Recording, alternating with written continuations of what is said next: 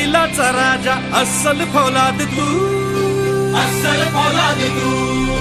मनात माया डोळा निखारे वाघाची औलाद तू, वाघाची औलाद तू, वाघाची औलाद तू.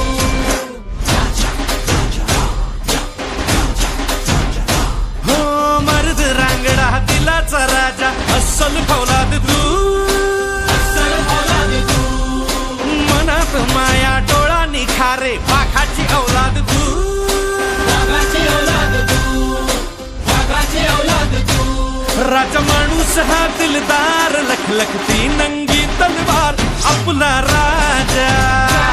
राजा माणूस हा दिलदार लखलखती नंगी तलवार आपला राजा. आगामी विधानसभा निवडणुकीत कळमकर यांना यश प्राप्त हो अशी शुभेच्छा राणीताई लंके यांनी नगर शहराचे माजी महापौर अभिषेक कळमकर यांना दिल्यात. अभिषेक कळमकर यांच्या वाढदिवसानिमित्त आयोजित अभिष्ट चिंतन सोहळ्याप्रसंगी त्या बोलत होत्या. माजी महापौर अभिषेक कळमकर यांच्या वाढदिवसानिमित्त वृंदावन लॉन या ठिकाणी भव्य अभिष्ट चिंतन सोहळ्याचं आयोजन करण्यात आलं होतं.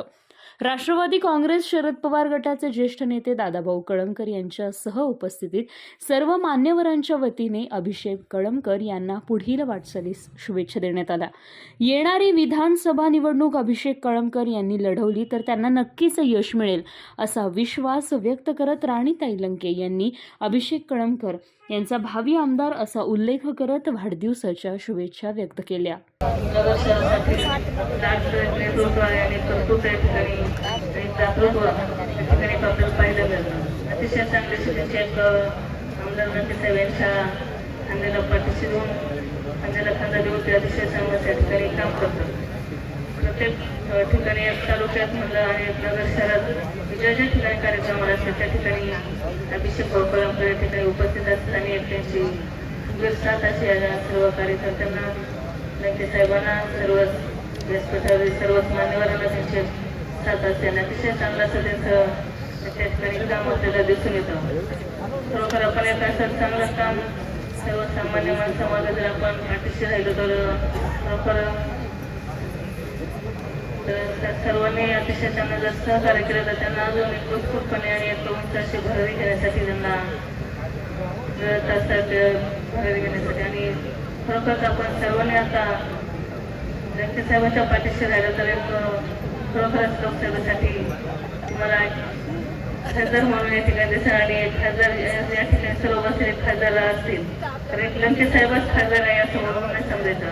आता या ठिकाणी सर्व व्यासपीठावरील सर्वच उमेदवार असतील लंके साहेब म्हणून तर ते एक उमेदवार नसून सर्वांना उमेदवार मानतात आणि खासदार झाल्यासोबत ते सर्वांना खासदार मानत आहेत. त्यांना आमदार झालं तेव्हाच म्हणले का मी एकटा आमदार नसून सर्व जनता आमदार आहे असं सर्व या ठिकाणी झाले आणि त्यांना कधी साहेब म्हणायचं नाही असं त्यांनी सुद्धा त्या विजय सभेत आमदारकीमध्ये सांगितलं होतं. मला माझं पहिलं नेते कोणी दादा काय म्हणत असेल तेच दिलं तरी चालेल आणि अशा पद्धतीने सर्व आपले कार्यकर्ते सर्व उपस्थित माझ्या महिला असं त्यांना स्वतः फोन करून त्यांना फोन करणं सुद्धा उत्तरेच्या उमेदवाराला फोन करायचं म्हटलं तर PA ला फोन करावा लागतो. पण एक लंके साहेबांना मला एक स्वतः फोन उचलत असतात किंवा कार्यक्रमात असतात तर ते फोन उचलण्याच्या कार्यक्रमातून बाहेर पडलं होते नक्कीच त्या फोनवर पुन्हा फोन करत असतात. जर फोन लागला नाही तर किंवा मला फोन करत असतात आणि मी त्यांच्या संग कॉन्टॅक्ट करून देते.